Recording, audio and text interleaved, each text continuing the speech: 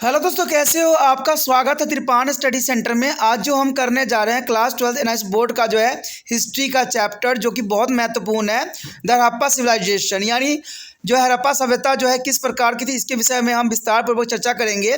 ये टॉपिक कई मानने में कई क्लास के बच्चे के लिए इंपॉर्टेंट रहेगा, चाहे वो यूपी बोर्ड के बच्चे हों, बिहार बोर्ड के हों, सीबीएसई को, एनआईएस को, चाहे वो यूपीएससी एग्जाम की तैयारी कर रहे हों, उन सभी के लिए ये चैप्टर को समझना अत्यंत महत्वपूर्ण रहेगा, क्योंकि इसमें बहुत ही बातें जो है छोटी से छोटी हम करेंगे और समझने की कोशिश करेंगे। ये हिंदी इंग्लिश दोनों ही माध्यम में रहेगा, तो बहुत ही इंपॉर्टेंट बना देता है। साथ में डिस्प्ले जो होगा आपको हिंदी इंग्लिश दोनों ही माध्यम जो है डिस्प्ले होगा, जो कि बहुत काफ़ी इंपॉर्टेंट यहाँ पर रखता है।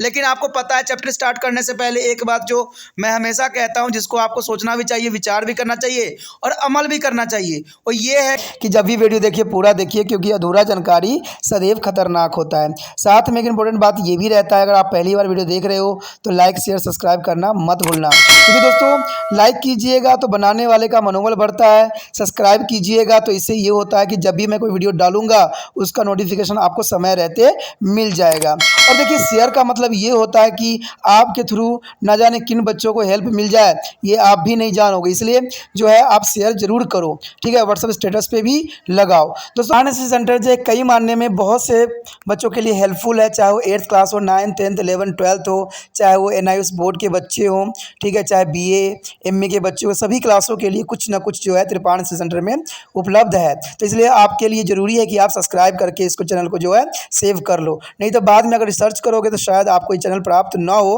तो इसलिए सोचना नहीं, विचार नहीं करना है, सब्सक्राइब करके जो है अपने पास सेव करना है। दोस्तों, ये तो बात था आपके लिए, लेकिन आप देखते हैं हमारा आज टॉपिक क्या है।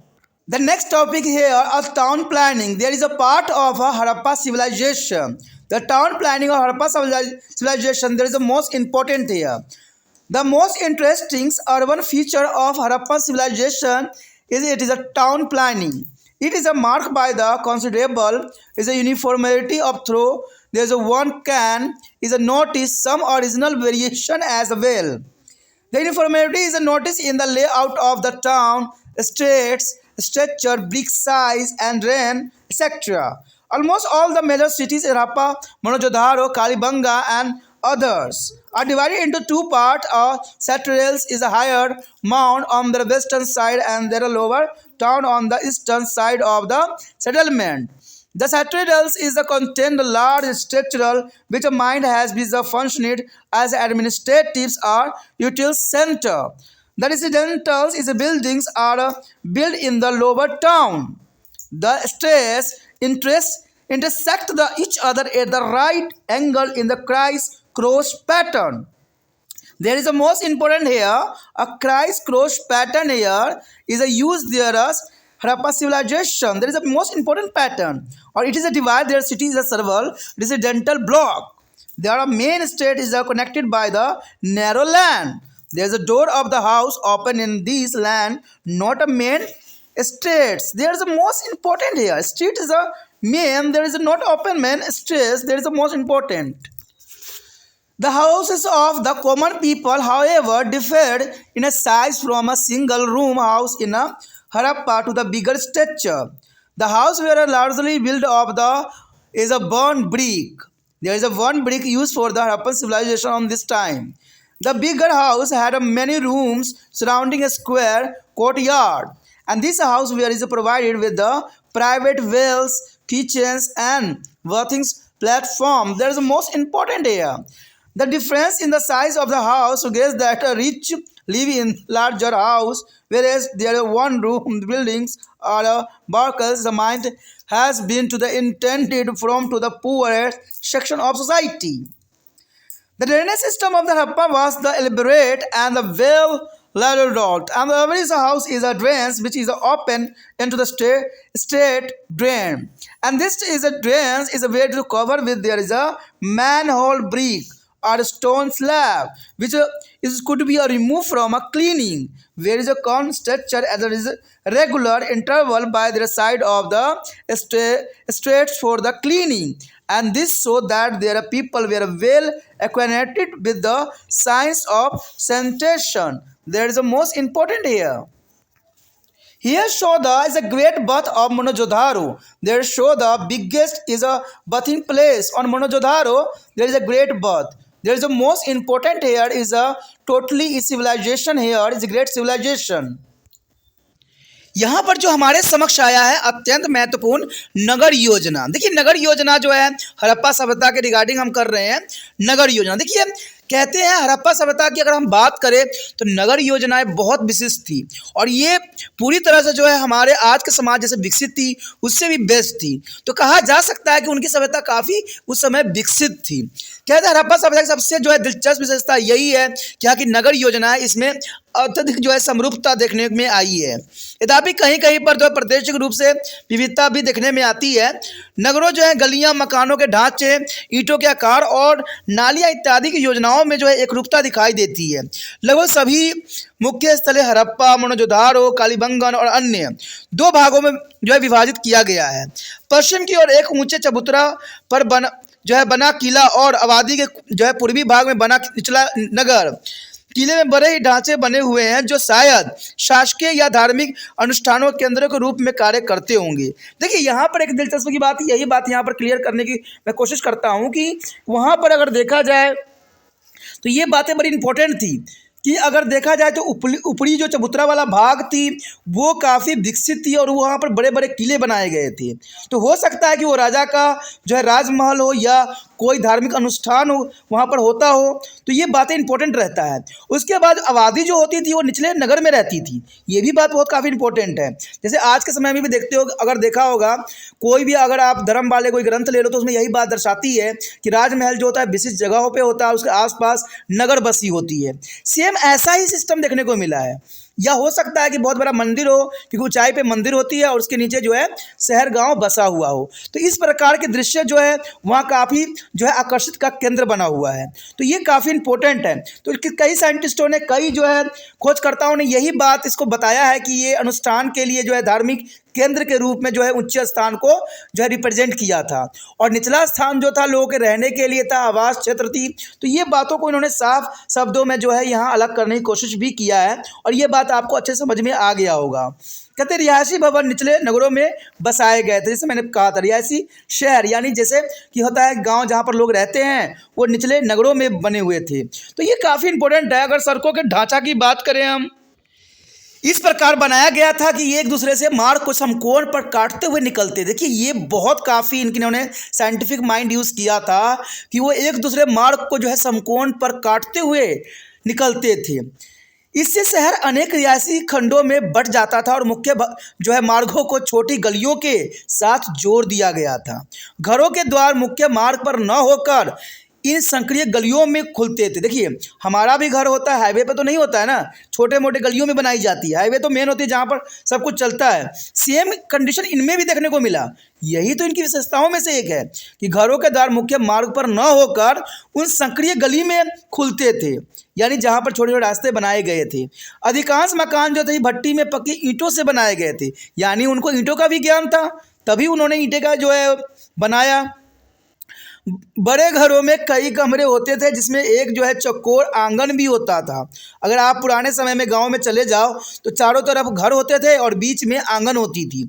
तो कुछ इस प्रकार के दृश्य जो है हमें मोहनजोदारो की खुदाई से प्राप्त हुई है। इस घरों में अपने निजी कुएं होते थे, रसोई घर होता था, स्नानगार होते थे और चबूतरे भी होते थे। घरों के आकार में जो है अंतर ये संकेत मिलता था कि धनी लोग बड़े घरों में रहते थे और एक कमरे के घरों या बरकरों में जो है समता समाज के निर्धन वर्ग के लोग ही रहते होंगे। यानी बात यहाँ पर देखा जाए तो ये बहुत काफ़ी इंपॉर्टेंट है कि जो निचले क्षेत्र होते थे जहाँ पर एक कमरा का रूम होता था उसमें निर्धन लोग ही रहते थे, जैसे आज के समय में भी देखने को मिलता है। बड़े लोग जो होते थे संभवतः बड़े घर में रहते थे, उन पे हर तरह की सुविधाएं उनको मुहैया था, जैसे कि आज के समाज में भी होता है। हड़प्पा काल के लोगों के जल निकासी व्यवस्था बहुत ही विकसित थी और कहते व्यवस्थित भी थी। हर घर में नालियाँ थी जो गली के नालियों से जाकर मिलती थी और ये नालियाँ ईंटों से बने चरमखोरी यानी मन होश पर जो है पत्थर की सिल्ली से ढकी होती थी, जिन्हें सफाई के लिए हटाया जा सकता था, जिन्हें नियमित जो है अंतराल पर गलियों के किनारे बनाया जाता था।